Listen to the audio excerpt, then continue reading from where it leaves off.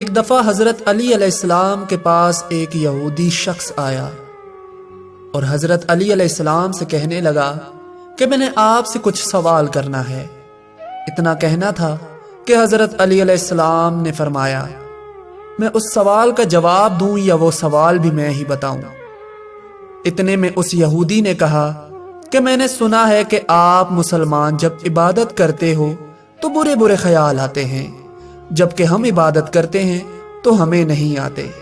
بس اتنا کہنا تھا۔ حضرت علی علیہ السلام نے جواب میں فرمایا اگر ایک گھر فقیر کا ہو اور ایک امیر کا تو چور کہاں جائے گا؟ یہودی نے یہ سن کر کہا کہ امیر کے گھر میں، کیونکہ وہاں دولت ہے۔